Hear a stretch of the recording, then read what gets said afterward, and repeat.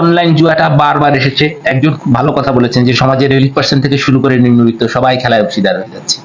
আর খেলছেন তাদের আটক করা, এটা সাধারণ আমাদের যে বিদ্যমান জুয়া আইন আছে সেই জুয়া আইনে তাদের আটক করা সম্ভব।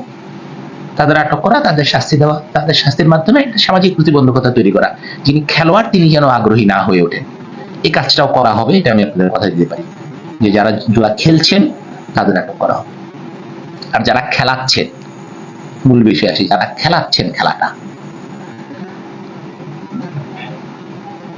তাদের ব্যাপারে কাজ শুরু হয়েছে। দেখা যাক, শুরু করেছি, এসেছি, যাওয়ার আগে আপনাদের যেন বলে যেতে পারি যে কিছু একটা কাজ হয়েছে।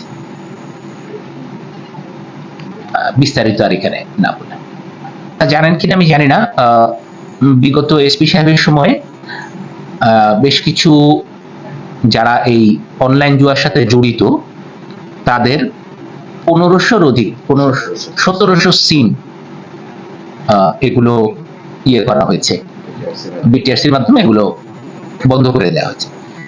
এখন এটা যেহেতু অনলাইন ভিত্তিক, সাইটগুলো ডাউন করা হয়, ডাউন করলে আবার আপ করে তারা। যেহেতু আমি বলতে পারেন 15 দিন, তো 15 দিন আসলে এত জটিল বিষয় নিয়ে এখনই ওইভাবে বলবো না।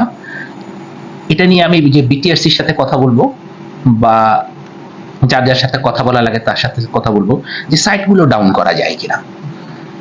সাইটগুলো ডাউন করা যাইতে পারে, শিওর না যাইতে পারে। পর্ন সাইটগুলো বন্ধ করা হয়েছে না বেশ কিছু, যেভাবে পর্ন সাইটগুলো বন্ধ করা হয়েছে ওই একই পদ্ধতিতে যদি তারা এই সাইটগুলো বন্ধ করে দিতে পারেন, সব তো বন্ধ করতে পারবেন কিনা জানি না, এটা তারা বলতে পারবেন তাদের এক্সপার্টিজের ব্যাপারে, তাহলে হয় কি এটা পুরোটাই বন্ধ হয়ে যায়।